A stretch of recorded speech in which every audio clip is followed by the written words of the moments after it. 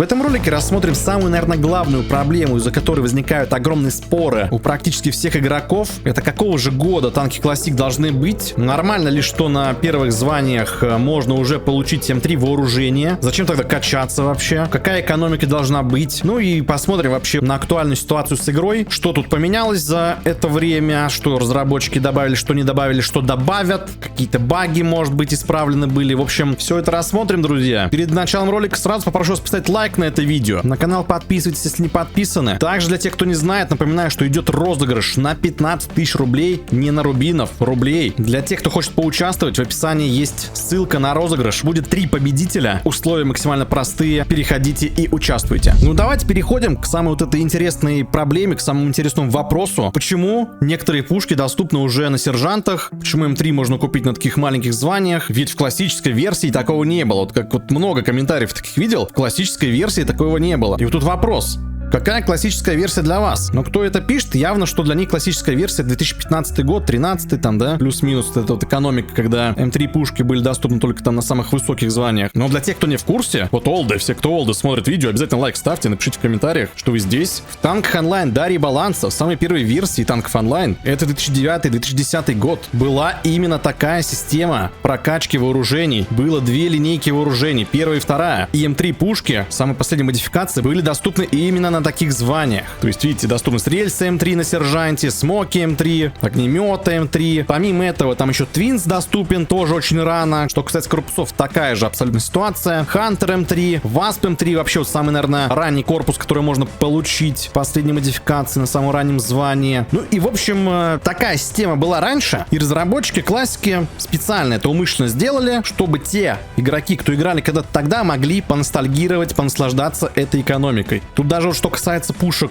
корпусов уже второй линейки, да, для тех, кто не знает, вот первая линейка это огнемет, смоки, рельса, Твинс, по корпусам это Васп, Хантер, Титан, и пушки второй линейки уже такие вот как Фриз, Гром, Рикошет, Зида рельса, они уже доступны в чуть более высоких званиях, но все равно М3 модификация, как видите, уже доступна на 5-м уорренте, например, у Фриза, Рикошет, если взять, так, это Легаси, вот с лейтенанта у нас Рикошет М3 доступен, Гром с 4-го уоррента, да, не с Маршал, так было раньше. И так будет в классике. Не знаю, мне лично такая прокачка, такая система вот больше всего нравится, она интересная. Плюс разработчики довели вообще эту систему до ума, потому что, для тех, кто не помнит, пушки первой линейки теряли свою актуальность после того, когда вы приобретали пушки второй линейки. Потому что пушки первой линейки были слабее, чем пушки второй линейки. То есть, допустим, если вы купили Смок Ком-3, то уже после уоррентов там на лейтенантах играть бесполезно будет. Против Фриза М3, Грома М3 пушки второй линейки были намного сильнее, чем пушки первой линейки. А здесь Орех сделал по-другому. Здесь он не стал их обесценивать, и все пушки первой линейки равноценно равны пушкам второй линейки. Ну, то есть по мощности они одинаковые, можно будет играть и на самых последних званиях на них. Вы спросите, а можно же тогда будет вообще полностью прокачаться на смоке М3, да и все, не покупать другие пушки? Да, вы можете так сделать. Но будет ли это интересно? Это другой вопрос. С другой стороны, когда вы уже прокачаете, когда у вас будет доступ ко всем пушкам, я не знаю, какая там последняя самая звонка, то страйкера вообще еще больше, видите, диапазон там. Страйкер чуть позже будет доступен. Но мы сейчас рассматриваем именно вот пушки такие, которые были тогда. И если вы их получите, ну просто вот на 4-м уорренте уже все М3 вооружение, например, да, у вас намного раньше начинается, грубо говоря, игра уже. Вы можете играть с прокачанными пушками в полную силу, то есть ваш геймплей будет выкручен на полную. Но не забываем, что такие пушки, как Страйкер, вот они как раз будут доступны очень поздно. Давайте взглянем. Ну, Гаусса в игре не будет, но Гаусс тоже, вот как Страйкер, доступен поздно. Плюс,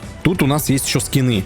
Такие скины, как XT. Если взять скины XT, видите, они доступны с генерал-майора или генерал-лейтенант, не помню, как точно званка это называется. Гром, Легаси, вот пушки, Легаси скины, я так понимаю, все Легаси с Маршала вообще будут доступны. Нет, Смока вот с генерала Легаси доступно. Вулкан Легаси вообще, посмотрите, доступен с фельдмаршала. Ну, то есть, на последних званиях все равно есть какой-то стимул до них добираться, чтобы вот те же самые скины, вот ваши любимые, особенно вот Легаси скины, ну, просто сумасшедшие Легаси скины, красивейшие. Особенно вот М0, М1, М2 вариации. Можно будет получить только на звание Маршал. И вот как раз второй момент, который никто почему-то не поднимал, это как раз касается момента доступности скинов-то. Я вот не знаю, это окончательная версия или нет по диапазону званий, да, вот Легаси скинов. На примере Изиды, да, ну или на примере, я не знаю, неважно, любой Легаси скин, пусть будет даже огнемет, Фриз там. Какой смысл, то есть, играть на Фризе М0 Легаси, М1 Легаси, М2 Легаси, если Фриз, допустим, Легаси доступен со звания Фельдмаршал? Я вот не знаю, какой в этом смысл. Прикольно, что в конце игры можно да, вот купить эти скины Legacy, как вот задумка Ореха была в конце игры, вы их покупаете, создаете старую карту и вот наслаждаетесь теми самыми старыми танками онлайн. Вот, но какой смысл иметь Legacy Freeze M0, M1, M2, M3, если по характеристикам они вот равны пока что? Не было бы логично сделать, чтобы Freeze Legacy M0 был доступен вот также на Оранте 2, на 3-м Оранте, на 4-м Оранте, чтобы игроки могли выбирать, играть на стандартном скине вот этом вот или на скине Legacy, например. Потому что на более высоких званиях, вот на таких как Фельдмаршал, что мы будем делать на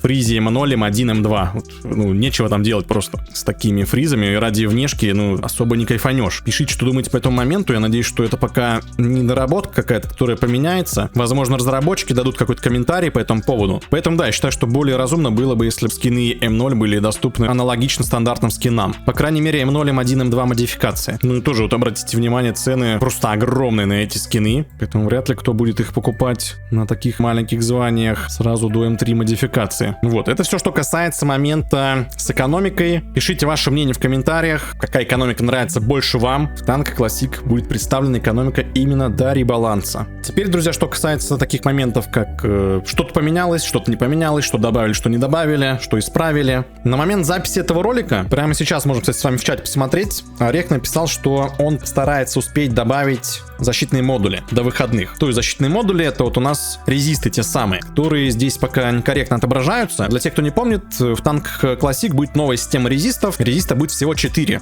От пушек малой дальности, от средней, от большой дальности и супер большой дальности. Вот эта вот система резистов должна появиться в игре в ближайшее время. А так, в принципе, все то же самое, что и было. Это у нас фонды, золотые ящики, опыт за помощь в убийстве, все это добавлено. Боевой худ недоработан. Баг с созданием карты, давайте проверим. Исправили, не исправили. Вот, допустим, песочница. Хочу вот в таком диапазоне создать. Но вот ниже лейтенанта не могу я опускать. И создается она тоже криво. В общем, надо тыкаться, пробовать разные вариации при создании. И тогда, может быть, нормально создаст. Ну, вот сейчас, видите, более-менее создалась битва.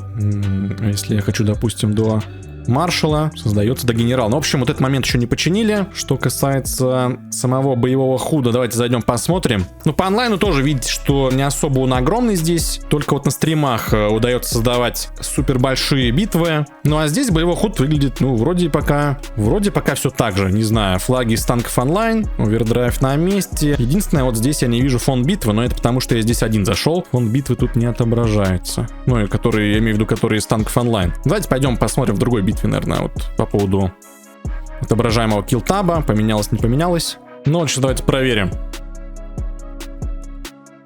Будет ли у нас отображаться киллтаб по-другому как-то? Нет, киллтаб такой же, как и был. Ну, в общем, друзья, пока так. Что касается Танков Classic, ставьте лайк на это видео, обязательно на канал подписывайтесь, если не подписаны. Не забывайте участвовать в 2 розыгрышах. Прямо сейчас проходит 2 розыгрыша по тегу. Один на денежный приз 15 тысяч рублей, второй розыгрыш на промокоды. Все ссылки есть в описании, условия и там максимально простые. Переходите, обязательно участвуйте. А я всех благодарю за просмотр.